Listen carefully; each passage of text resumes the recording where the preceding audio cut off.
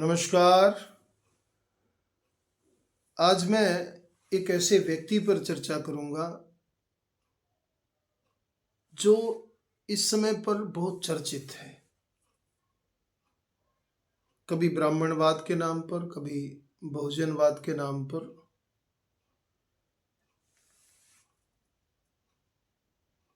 Bhim army के कर्ता धर्ता, भीम आर्मी के मुखिया चंद्रशेखर आजाद उर्फ रावण। नाम मैं इसलिए जोर देकर के ले रहा हूं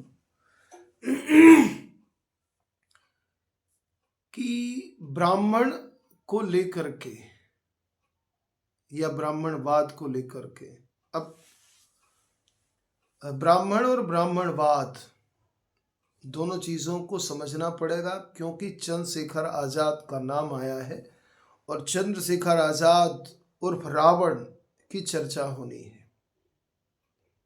सबसे अधिक अगर ब्राह्मणवाद को लेकर के मुखर होते हैं तो चंद्रशेखर रावण या चंद्रशेखर आजाद। इनका जो तौर तरीका है, इनका जो चाल ढाल है, इनका जो हाव भाव है बाहर दिखने वाला, जब ये बात करते हैं तो ऐसा लगता है कि ये ब्राह्मण विरोधी हैं, चूंकि बौद्ध धर्म अपना चुके हैं। यद्यपि शायद इनको भी मालूम नहीं होगा अभी चंद्रशेखर जी को, असल में इन लोगों ने बौद्ध धर्म को पढ़ा नहीं है। डॉक्टर भीमराव अंबेडकर ने बौद्ध धर्म स्वीकार किया था हिंदू धर्म को छोड़ करके, क्योंकि बौद्ध मत भी इसी सनातन परंपरा से निकला हुआ एक मत है, ऐसा बहुत सारे लोग मानते हैं। वो लोग नहीं मानते। अच्छा, जब बौद्ध धर्म की गहराई को पढ़ लेते हैं तो जिस छुआछूत और जिस भेदभाव से निकल के गए थे उसकी चर्चा वहां भी आती है। पर्याप्त चर्चा है वहां पर। बसोर आदि को भी हीन, जो एक उनका समुदाय है तो उसमें रखा जाता है। हीन मैंने वही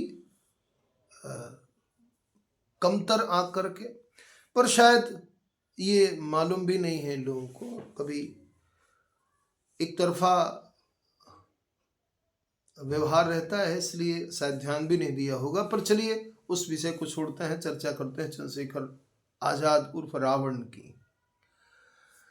आजाद और रावण ये दोनों ब्राह्मण हैं। रावण को असुर मान करके बहुत सारे वामपंथी उसको ब्राह्मणेतर दिखाते हैं और ब्राह्मणवाद के रूप में राम को प्रतिष्ठित करते हैं और ब्राह्मण से इतर रावण को प्रतिष्ठित करते हैं। अब यदि आप रावण को मानते हो तो रावण के पिता विश्वश्रवा को भी मानना पड़ेगा। विश्वश्रवा को मानते हैं तो पुलस्त्य ऋषि को ही मानना पड़ेगा। विशेष पुलस्त्य के ही पुत्रों के रूप में, विश्वश्रवा के बंधु के रूप में अगस्त ऋषि भी हैं। अगस्त ऋषि ब्राह्मण है, भगवान के पक्ष में है।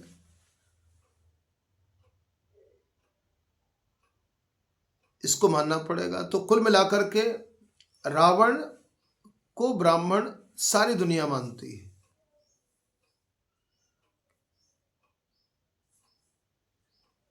दूसरा चंद्रशेखर आजाद। आजाद भी ब्राह्मण थे, चंद तिवारी थे। तो ये तो जाहिर हो गया कि चंद्रशेखर आजाद उर्फ रावण को ब्राह्मण जाति से नफरत न होगी। अगर होती तो आजाद और रावण को ग्रहण नहीं करते। तो क्या माना जाए भाई, आजाद भी चूंकि लगाया चंद्रशेखर जैसी, आजाद जैसी मूछें और वही मूछों पर ताव देता चेहरा। शायद आजाद को उन्होंने संघर्ष के रूप में, संघर्ष के प्रणेता के रूप में चंद्रशेखर आजाद को लिया है। इसलिए चंद्रशेखर आजाद को ब्राह्मण विरोधी कहना ठीक नहीं, मुझे ठीक नहीं लगता है उनके इन भावों को देख करके। चूंकि चंद्रशेखर आजाद के स्वरूप को उन्होंने ग्रहण किया है, उनके भाव को ग्रहण किया है।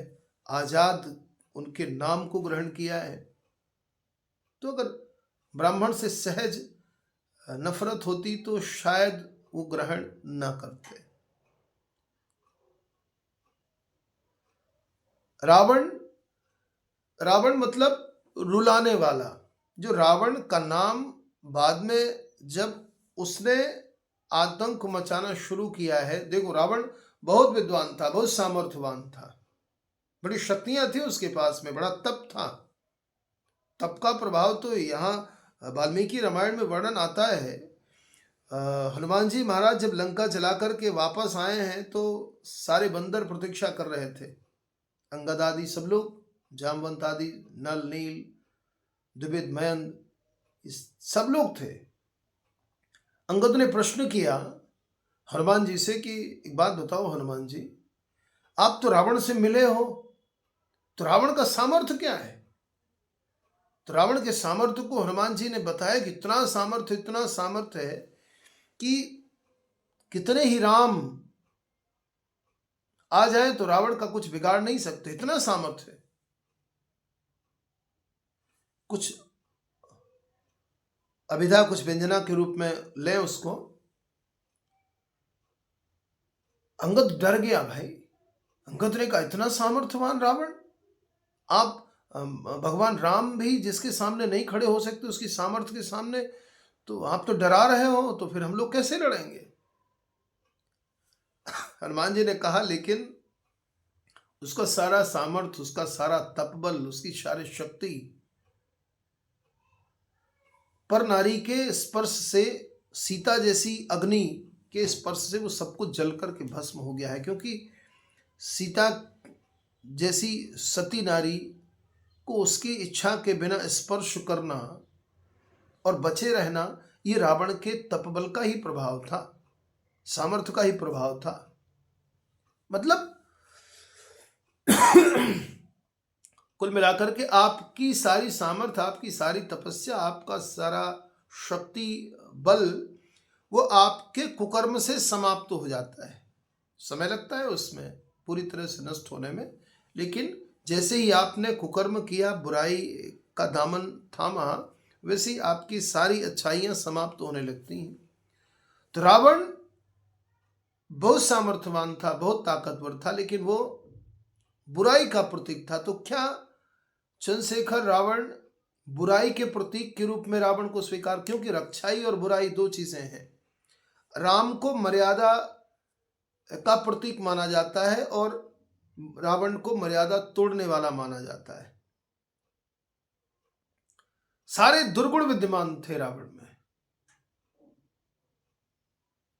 विद्या का अहंकार, ज्ञानी होने के बाद भी, पढ़ा लिखा होने के बाद भी संस्कार विहीन रावण हो चुका था, और उस संस्कार विहीन व्यक्ति के रूप में रावण की प्रतिष्ठा है। तो क्या चंद्रशेखर रावण शायद उसी भाव को लेकर के अपने नाम के आगे रावण लगाते होंगे? ये विचार है मेरा।